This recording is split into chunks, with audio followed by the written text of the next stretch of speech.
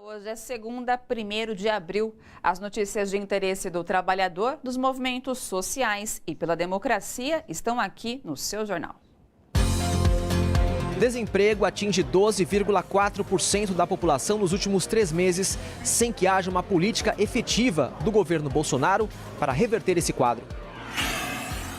Reforma da Previdência sacrifica os mais pobres e penaliza as mulheres, diz Conferência Nacional dos Bispos do Brasil.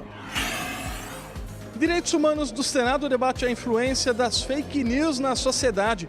Entre as sugestões apresentadas para combater o problema, a regulamentação das mídias sociais e a celeridade da justiça na punição aos responsáveis.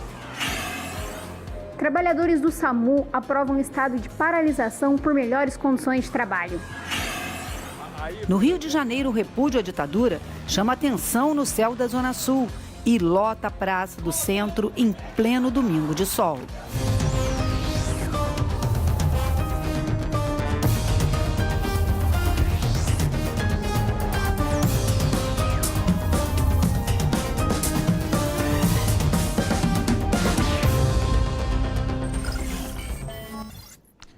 Esta semana, os trabalhadores devem ficar de olhos bem abertos nas movimentações em Brasília. É que na quarta-feira, o ministro da Economia, Paulo Guedes, irá à Comissão de Constituição e Justiça da Câmara defender a reforma da Previdência. O relator da proposta na CCJ, deputado delegado Marcelo de Freitas, do PSL, prometeu entregar seu parecer sobre o texto até terça-feira que vem, para que a proposta seja votada no dia 17. Os efeitos devastadores da reforma da Previdência já foram duramente criticados por trabalhadores, políticos, movimentos sociais, sindicais e até imprensa internacional. Agora foi a vez da CNBB, a Conferência Nacional dos Bispos do Brasil, repudiar a proposta. A reportagem é de Leandro Chaves. Com 123 milhões de fiéis, segundo o IBGE, o Brasil é o maior país católico do mundo. Números que agora podem engrossar ainda mais a pressão popular contra a proposta de reforma da Previdência do governo Bolsonaro. Na última quinta-feira, a Conferência Nacional dos Bispos do Brasil, uma das entidades mais representativas da Igreja Católica no país, divulgou uma nota repudiando a reforma. Tem uma nota da CNBB sobre a questão da reforma previdenciária de 2017, e agora muito mais incisiva. É um poder que a Igreja, enquanto hierarquia, tem de influenciar, né? Nós estamos na base aqui das comunidades, das paróquias, né? Então tem que ter abertura dos párocos. E é uma parcela numerosa da população, uma parcela católica, né? Tem que ser despertada, é verdade. Nós estamos vendo as escolas de fé e política, as escolas de cidadania, discutindo a reforma da Previdência com o seu povo e posicionando que o povo precisa se organizar. E nós queremos que o povo, no tempo da Quaresma, esteja voltado para as suas dificuldades, para que se organize, para que atravesse, junto com a Páscoa, um tempo de vitória, um tempo de organização popular. O texto diz que as mudanças contidas na PEC sacrificam os mais pobres, penalizam as mulheres, trabalhadores rurais, além de punir as pessoas com deficiência. A reforma da Previdência, ela atinge as pessoas perdendo o direito à aposentadoria, complicando as pessoas no benefício de prestação continuada, o aumento da idade de trabalho, as dificuldades para as pessoas, mas ela também tem um lado que ela ainda permanece alguns privilégios, que é o privilégio dos mais poderosos. Vede aí a relação com os militares, que algumas coisas estão sendo preservadas. Aí a Igreja se posiciona com mais força. Ela fala, não, se fala de uma reforma da Previdência, mas se mantém privilégios, aí está errado. Se a reforma da Previdência ela tem um perfil de perseguir os mais pobres, a Igreja tem que ficar totalmente contrária a isso. Na paróquia Nossa Senhora do Carmo, zona leste de São Paulo, também são realizadas rodas de conversa sobre a reforma, para que a população tire dúvidas sobre a aposentadoria. Nesta paróquia aqui onde eu estou, nós temos uma prática constante já de uns 10 anos, né, de diálogo com a sociedade, né, sobretudo no mês de junho e julho. E ontem, exatamente ontem, né, tivemos uma roda de conversa aqui no Jardim da Igreja sobre a questão da reforma previdenciária. Domingo que vem vai ter outra sobre a campanha da fraternidade. Assim, a cada mês, 2 vezes por mês, né, com temas polêmicos e temas urgentes da sociedade. A reforma da Previdência proposta pelo governo vai atingir em cheio o trabalhador. O repórter André de Anucari mostra como os trabalhadores com contratos intermitentes, modalidade criada a partir da reforma trabalhista, serão afetados pela reforma. É no mercado informal que o regime intermitente encontrou raízes para se fortalecer. A cada 4 vagas, uma pertence a esta modalidade. É a formalização do bico. Quando tem demanda, ele chama o trabalhador e aí pode ser uma jornada super intensa. E aí quando não tem, aquele trabalhador fica em casa sem ganhar. Isso transfere o risco da atividade econômica para o trabalhador. Sem dias e horários fixos de trabalho, a contribuição para a Previdência ficou comprometida. O novo modelo, regulamentado pela reforma trabalhista do governo Temer, vai exigir mais esforço para o trabalhador receber o benefício integral. Só vai contar como tempo de contribuição para esse trabalhador intermitente o mês que ele conseguir completar com trabalho e remuneração o patamar do salário mínimo. Então, se ele não for chamado a trabalhar em quantidade de dias suficiente, com uma remuneração tal que garanta a contribuição com base no salário mínimo, aquele mês não vai contar. Aí ele vai ter que somar outros meses de trabalho para poder compensar e aí preencher esse período de contribuição. O resultado disso é o seguinte: uma dificuldade de somar tempo de contribuição, a perspectiva dessa pessoa nunca se aposentar. O trabalho intermitente ele tem sido uma prática que tem sido adotada principalmente no setor de comércio e serviços, e para cumprir uma jornada de 8 horas ou eventualmente 4 horas. Pode ocorrer também do que durante semanas a empresa não convoque esse trabalhador e essa trabalhadora, e pode eventualmente durante um mês ela não ser convocada em nenhum momento. Esta prática, por exemplo, ela cresce menos do que nós imaginávamos que teria como repercussão no mercado de trabalho, porque o mercado de trabalho no Brasil já é um mercado muito informal, muito precarizado. Não existe absolutamente nenhuma relação entre retirada de direitos, flexibilização, com retomada e recuperação da atividade econômica. O governador da Bahia, Rui Costa, do PT, explicou em coletiva hoje por que é contra a reforma da Previdência, em especial a ideia da capitalização. Todo mundo perde com a capitalização.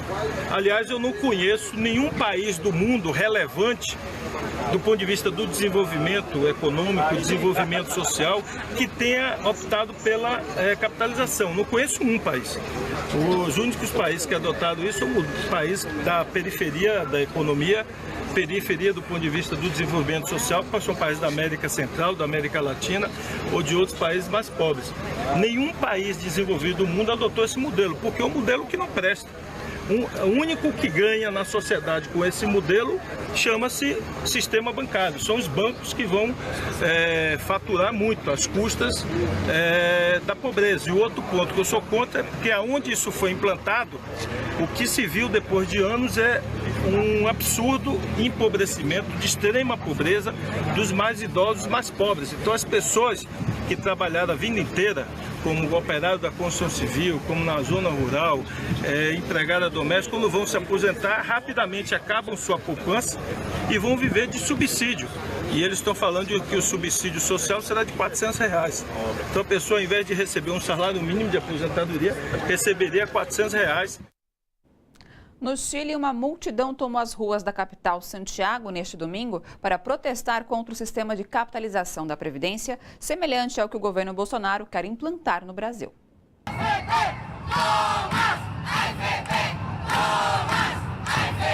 Com faixas e cartazes, os chilenos pediram o fim do sistema de capitalização no país. A Previdência chilena foi implantada pelo ditador-general Augusto Pinochet e é tida como responsável pelo suicídio de aposentados no Chile que não suportam mais viver na miséria.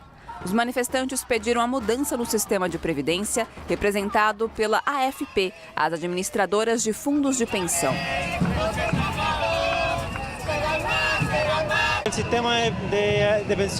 O sistema de previdência no Chile não atende os aposentados e pensionistas, e a maioria vive hoje em estado de pobreza. Estamos aqui para dizer que precisamos mudar esse sistema.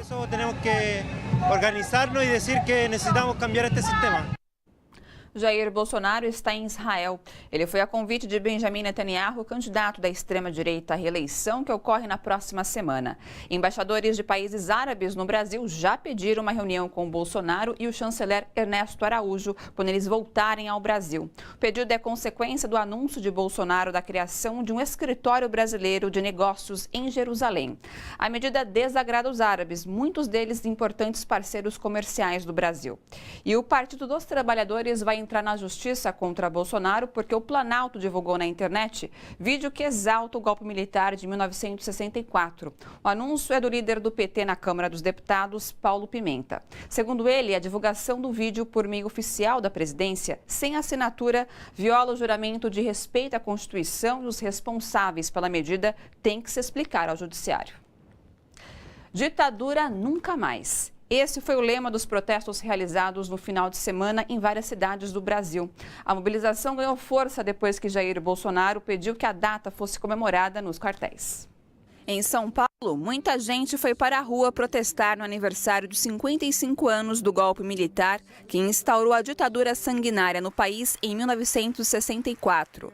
Os manifestantes se reuniram no Parque do Ibirapuera para lembrar os torturados, mortos e desaparecidos durante o regime autoritário. De lá, os manifestantes saíram em caminhada silenciosa pelas ruas. De acordo com o relatório da Comissão Nacional da Verdade, 434 pessoas foram assassinadas durante os 21 anos da ditadura civil-militar no Brasil. Em Brasília, manifestantes também lembraram dos crimes da ditadura imposta pelo golpe militar. 600 pessoas, muitas delas vestidas de branco ou de preto, se reuniram logo cedo no Eixão, uma das principais vias da cidade, e caminharam até a rodoviária do Plano Piloto.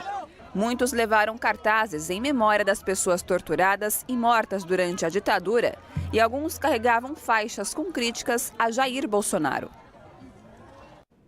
Em Porto Alegre, ato contra o golpe de 1964 foi realizado diante do memorial em homenagem às vítimas da ditadura. O repórter Guilherme Oliveira acompanhou a manifestação.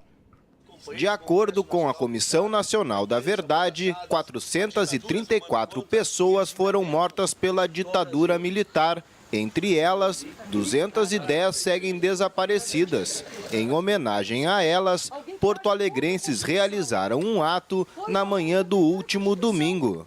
Não é possível aceitar, e aqui estamos demonstrando que os verdadeiros democratas não aceitarão que esses que destruíram o país, acabaram com a Constituição, mataram, torturaram, desapareceram, venham festejar. Para nós aqui, hoje é um dia de muito luto, um dia triste, de lembrar um golpe militar que derrubou um presidente eleito, rasgou a Constituição e assumiu o poder pelas armas. São tantas coisas que, ao mesmo tempo que doem, e muitas vezes a gente até tenta esquecer um pouco, na verdade, elas são o cimento que nos fortalece e que nos dá o sentido da necessidade, do dever e da energia para continuar, depois de tanto tempo, sempre nessa trilha da liberdade e da democracia. A manifestação foi realizada no Parque Marinha do Brasil, diante do memorial que lembra os mortos e desaparecidos políticos do regime militar brasileiro. A ideia de construção do memorial, inaugurado em 1996, foi da então vereadora Maria do Rosário. A concepção do monumento ficou a cargo do artista gaúcho Luiz Gonzaga, que destacou na placa de aço naval 20 nomes de vítimas da ditadura no Rio Grande do Sul. Aqui, no dia da inauguração, nós tínhamos uma senhora de mais de 90 anos. Ela nunca deixou de esperar o filho, o Huberto Bronca, o filho dela. O filho dela é um dos assassinados pela ditadura. Reconhecidamente, o Estado o matou. Mas ele é um desaparecido, ela nunca teve o corpo. Então, ela veio aqui ao memorial na inauguração. Era um 31 de março chuvoso, e ela disse que como ela nunca teve um lugar para chorar seu filho, um túmulo onde o seu corpo realmente estivesse, ela adotou este espaço onde estava o nome dele para trazer as flores. E é por isso que a gente traz as flores aqui, 31 de março. No Rio de Janeiro, os protestos contra o golpe ocorreram na Cinelândia, palco tradicional de manifestações. A reportagem é de Rosângela Fernandes. No céu da praia da Zona Sul, no domingo ensolarado, o repúdio à ditadura.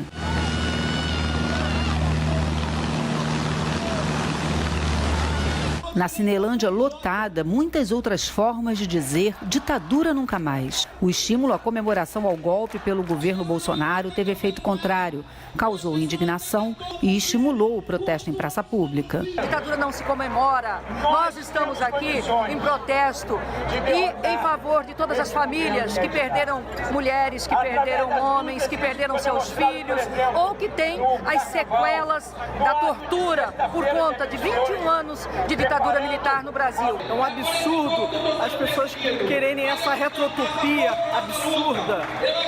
O Brasil nunca mais pode viver uma ditadura militar, nenhuma ditadura. Ditadura não pode ser comemorada. Ditadura tem que ser lembrada para que nunca aconteça, nunca mais aconteça isso. Para que filhos e pais não desapareçam, para que índios não morram.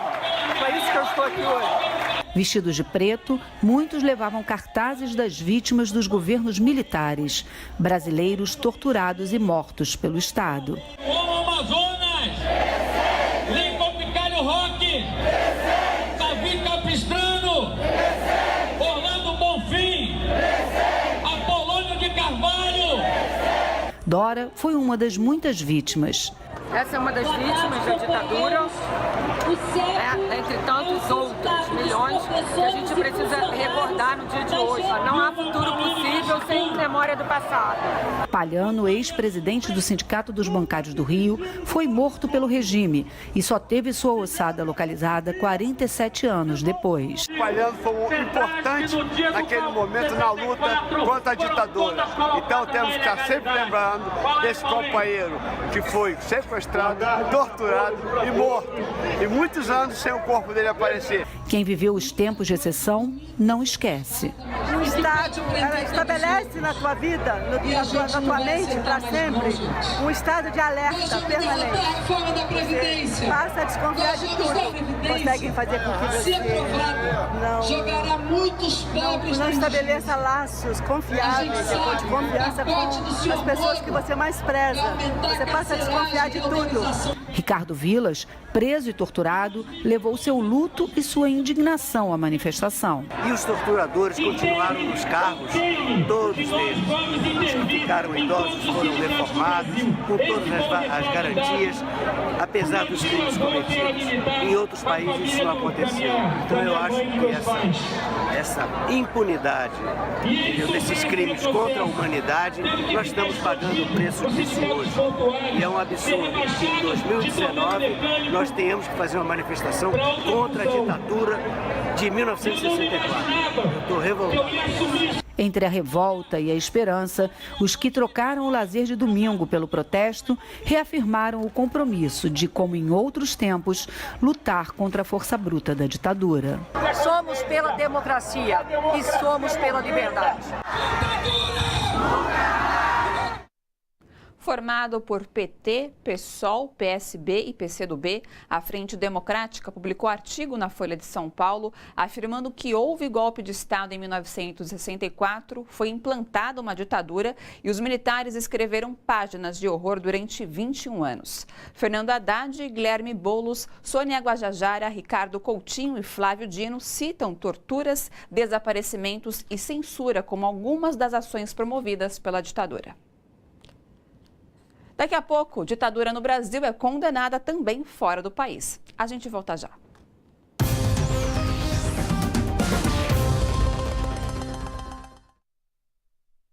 A TVT tem uma ótima notícia para você. É que a gente acabou de fechar uma parceria com uma grande rede de distribuição de remédios de uso diário e perfumaria também. E o melhor, preços que cabem no seu bolso e comodidade. É só fazer o seu pedido pelo site bomparatodos.net ou no WhatsApp, que em pouquíssimo tempo tudo chega na sua casa, rapidinho. É bom para você, é bom para todos. Parceria tem nome, bomparatodos.net. Olá pessoal, como vocês estão? Espero que tudo bem, uma excelente noite a todos e vamos aos comentários. Eu leio do Francisco Chaves Trigueiro. Se o governo queria comemorar o golpe militar e sua ditadura de 21 anos, pode lamentar porque o efeito foi contrário ao seu desejo. A Maria Lopes Pinheiro. A igreja, se é mesmo seguidora e discípula de Jesus, tem que rebater tudo que vier contra o povo pobre e desfavorecido.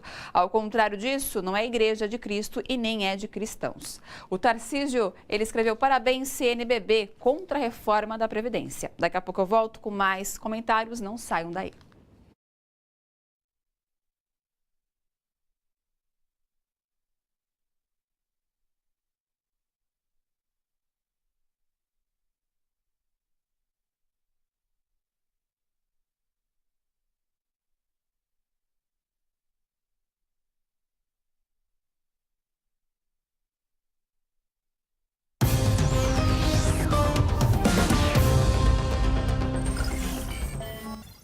Quase 2.000 pessoas morreram por intoxicação com agrotóxicos no Brasil entre 2007 e 2017. O levantamento realizado pelo IBAMA mostra também que nesse período foram registrados mais de 40 mil casos de intoxicação em todo o país. O Brasil é o maior consumidor de agrotóxico do mundo. Além de matar, a contaminação pelo veneno pode causar problemas graves, como a cegueira e a perda dos movimentos. Movimentos da sociedade civil organizada criticam a falta de vontade das empresas responsáveis por plataformas de internet em ajudar a combater o avanço de notícias falsas. O tema da mentira nas redes sociais foi debatido em audiência pública da Comissão de Direitos Humanos do Senado em Brasília. A reportagem é de Welson Kalinowski. Representantes de plataformas de internet participaram da audiência pública no Senado sobre a proliferação de mentiras e notícias falsas, as fake news. O objetivo, analisar a influência deste tipo de veiculação na sociedade. Só no Brasil, por exemplo, são mais de 123 milhões de contas ativas no Facebook, com acesso a um número ilimitado de conteúdos em textos, imagens e vídeos. A maioria opinativos, mas que muitas vezes ganham contornos de verdade, atingindo pessoas e instituições. Foi citado também o YouTube, que recebe por minuto mais de 400 horas de vídeo. Os representantes da sociedade civil reconheceram que o bloqueio de conteúdos ofensivos nas mídias sociais não é tarefa fácil, mas cobraram a criação de políticas mais eficazes. Qual a responsabilidade das plataformas no caso da disseminação de desinformação? Eu acho que a gente tem que olhar para algumas coisas que são simples, que nós conseguimos todos pactuar. Por exemplo, a importância da transparência. Então, quais conteúdos estão sendo tirados do ar? Quais conteúdos estão sofrendo o efeito de serem classificados como desinformação? Porque ninguém está sujeito a não ser classificado como desinformação, e isso também pode gerar danos à sociedade, no sentido de limitar a capacidade de liberdade de expressão de alguns grupos. Outro fator considerado essencial para o combate às fake news é o avanço da justiça. Um primeiro passo importante é a gente entender que tem que ser responsabilizado o produtor de conteúdo. E que se a gente avançasse nos casos em que é possível identificar o produtor do conteúdo, então a gente já teria um avanço, porque a sociedade também vai entendendo e vai se educando ao longo do processo. Então por que a gente não coloca a justiça para analisar esse conteúdo? Porque a justiça é o que nós pactuamos que deve tomar essas decisões. Então, em primeiro lugar, acho que é preciso avançar em investigações, em julgamentos. E a justiça ela tem que ser célere. Foi citado ainda o Marco Civil da Internet, a lei sancionada por Dilma Rousseff em 2014, para regular o setor e estabelecer os princípios, garantias, direitos e deveres para usuários da rede e as diretrizes de atuação para o Estado, mas que até hoje não foi regulamentada.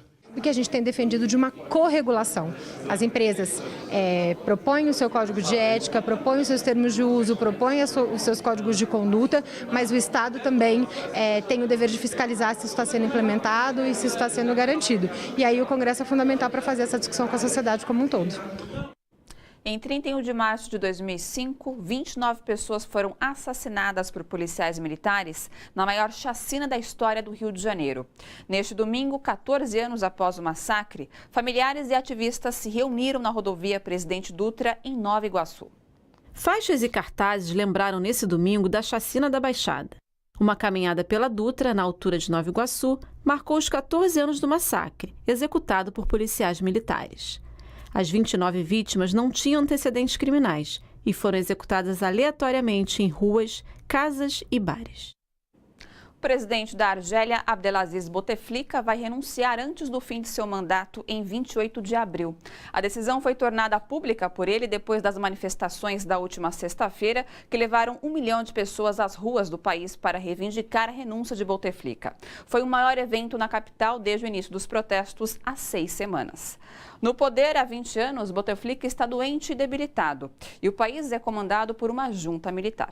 Veja agora outras notícias de destaque nesta segunda-feira. O partido do presidente da Turquia, Recep Tayyip Erdogan, sai derrotado pela primeira vez em eleições regionais, considerado o termômetro da popularidade do governo. Dados oficiais confirmam o fim do domínio governista na capital, Ankara, e na maior cidade do país, Istambul, berço político de Erdogan. O chefe de Estado contestou os resultados e denunciou irregularidades nas duas votações. Equipes de resgate tentam chegar às regiões remotas no sul do Nepal que foram atingidas por temporal no domingo. Pelo menos 28 pessoas morreram e outras 400 ficaram feridas devido às fortes chuvas. A tempestade destruiu casas, derrubou árvores e postes de energia elétrica. Moçambique confirma a primeira morte por cólera após passagem do ciclone Idai. Os casos da doença duplicaram em 24 horas, chegando a 517. A doença é transmitida pela comida e a água contaminadas e pode matar dentro de horas se não houver tratamento adequado. O fenômeno natural que atingiu, além de Moçambique, o Zimbábue e Malawi, matou mais de 800 pessoas.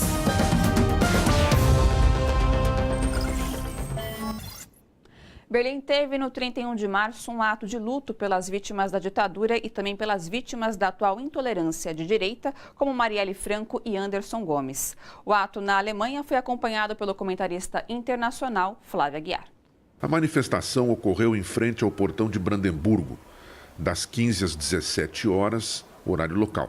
Pequenas cruzes com os nomes das vítimas foram colocadas no chão em frente ao portal, que foi um dos marcos do Muro de Berlim durante a Guerra Fria.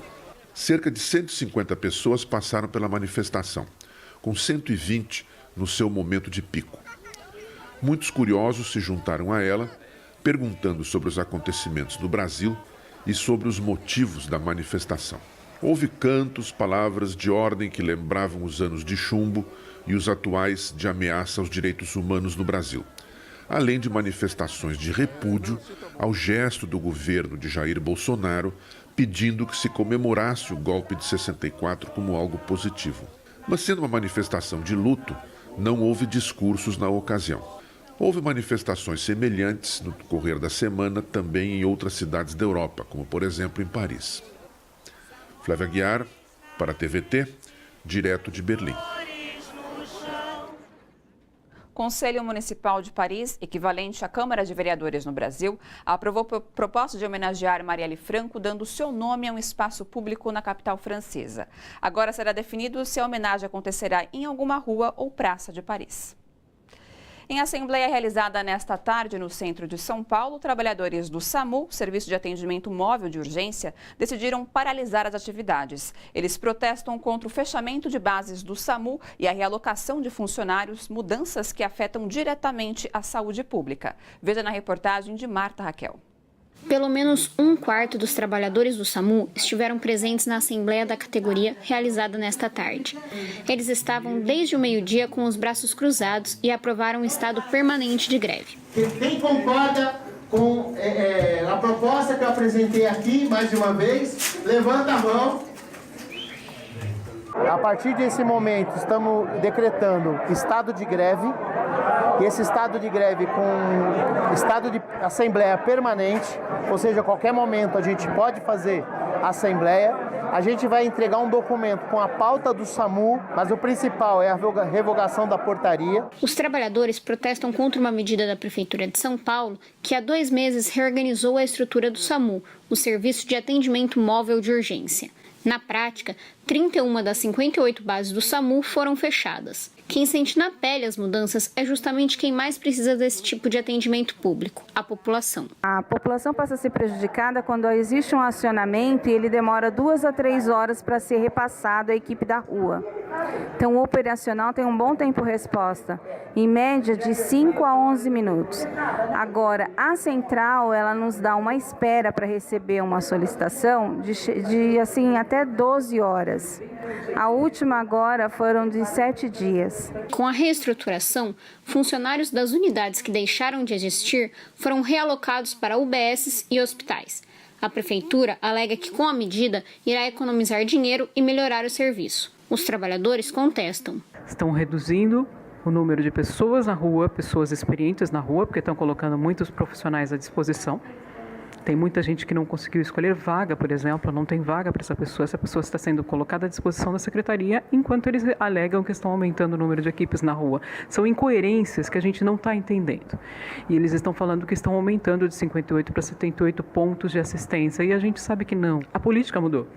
Agora, quais os interesses dessa política de agora? Desassistir a população, porque é isso que está acontecendo. Nem todas as ambulâncias elas têm um ar-condicionado que funcione para manter o ambiente resfriado. A maioria delas que foram para o AMA, UBS, porta de PS, tem algumas que nem dentro da estrutura da unidade elas estão fora na calçada. Diante de um claro desmonte do serviço público, outras categorias da saúde também decidiram apoiar a greve dos trabalhadores do SAMU. Mesmo o SAV não estando paralisado, até por conta da própria decisão da categoria, ele está junto conosco apoiando este processo de greve. E também isso vai acontecer com o Sindicato dos Enfermeiros. Deixa muito claro que o objetivo é o desmonte do SAMU. A população precisa ficar muito clara.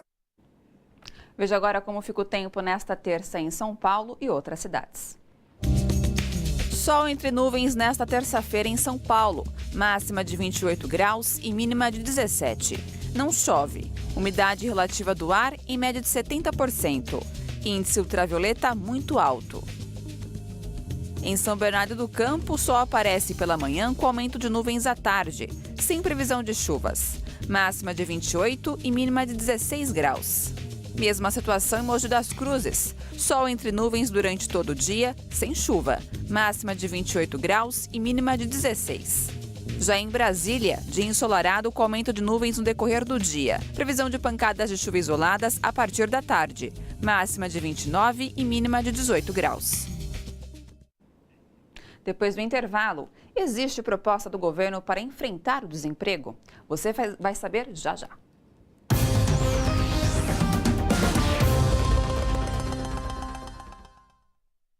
A TVT tem uma ótima notícia para você.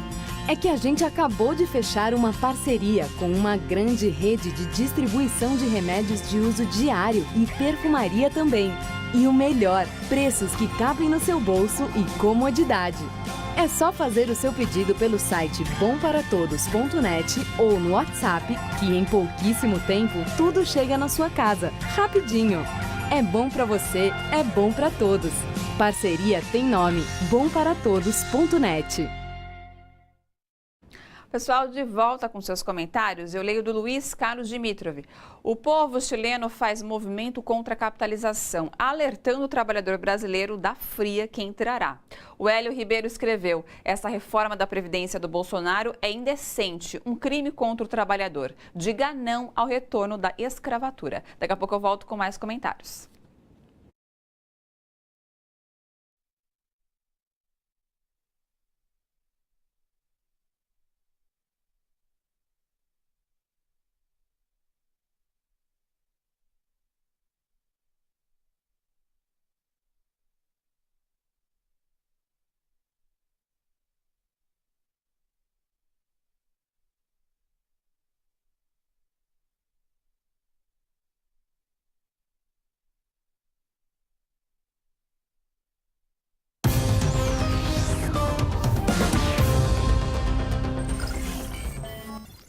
A Justiça do Trabalho condenou o Itaú a pagar R$1 milhão de indenização por dano moral coletivo a trabalhadores do banco em Campinas, interior paulista. A condenação é porque, sem consultar os funcionários, o Itaú alterou o contrato de plano de saúde.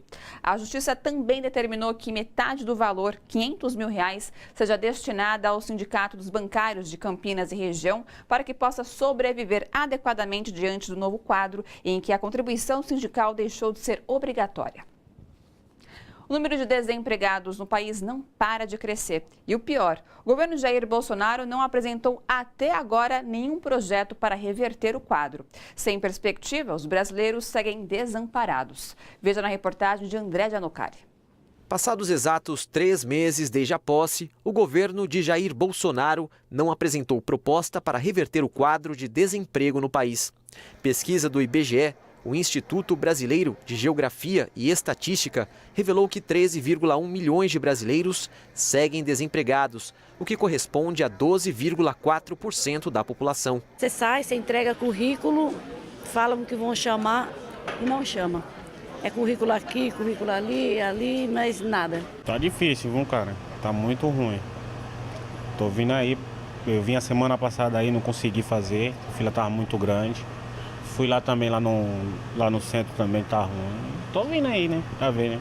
Além dos desempregados, existe ainda o grupo de desalentados, estimado em 4,4% nos últimos 3 meses. São trabalhadores que perderam o ânimo de procurar uma nova vaga no mercado de trabalho diante das dificuldades que o país enfrenta. É o caso de Dona Djalma, de 57 anos, que até 2 meses atrás trabalhava como doméstica. Tá difícil para as pessoas novas, para as pessoas que têm estudo.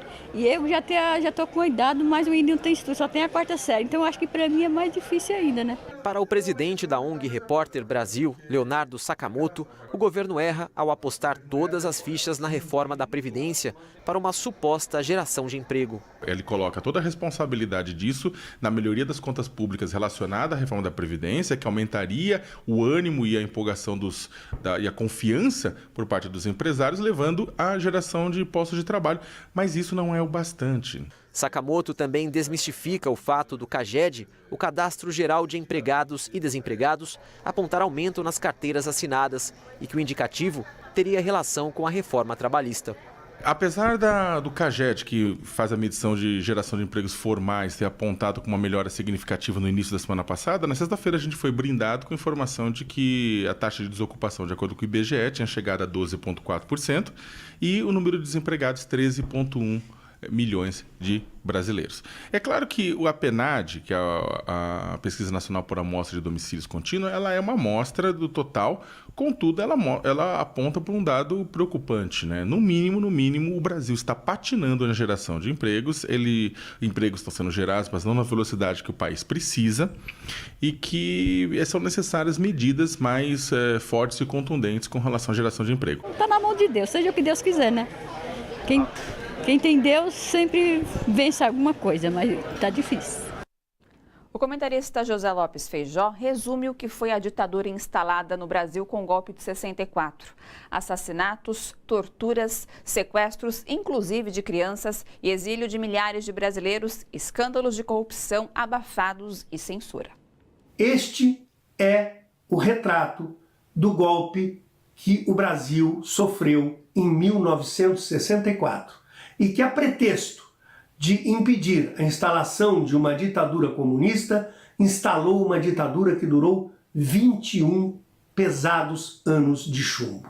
Esta ditadura militar, que promoveu este estado de exceção e de barbárie, é o que Jair Bolsonaro mandou os militares comemorarem nos quartéis, por ocasião do dia 31 de março.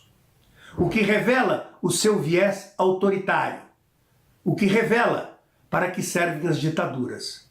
O balanço final da ditadura militar foi de um país com uma inflação galopante, quase incontrolável, com uma enorme dívida externa e com uma concentração de renda e aumento das desigualdades sociais. Os mesmos objetivos que o golpe de 2016, que permitiu a eleição de Jair Bolsonaro, confessadamente trabalham para implantar no Brasil. destruição de direitos de trabalhadores, entrega da soberania nacional, entrega das nossas riquezas, tal qual dá prosseguimento Jair Bolsonaro e aqueles que com ele estão governando. Felizmente, as redes sociais foram tomadas por centenas de depoimentos de pessoas que viveram aqueles anos de chumbo, demonstrando a barbárie que aquele período significou para a história brasileira. Pessoas, milhares de pessoas, saíram às ruas para contestar o golpe e os seus efeitos e as suas barbaridades.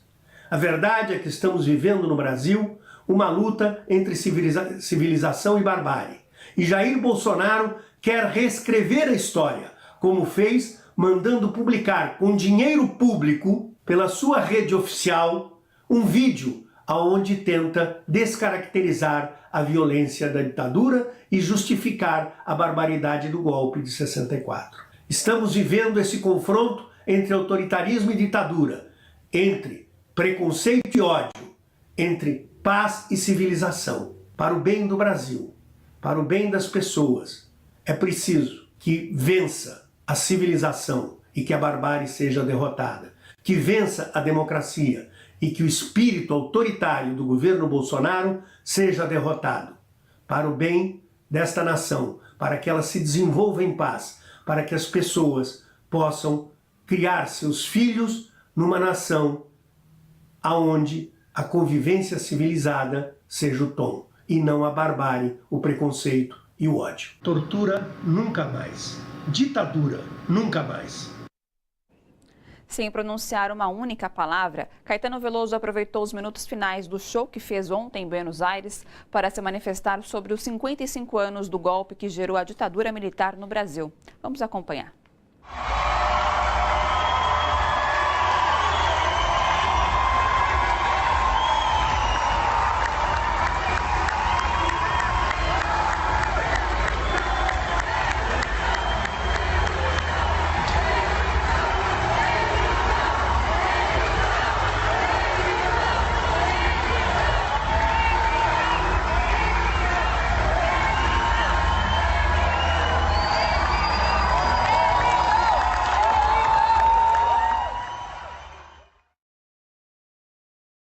Para assistir às reportagens do seu jornal e também os outros conteúdos produzidos pela TVT, é só acessar o nosso portal. O seu jornal termina aqui. Boa noite a todos e a todas. Até amanhã. E a luta por direitos humanos e democracia continua.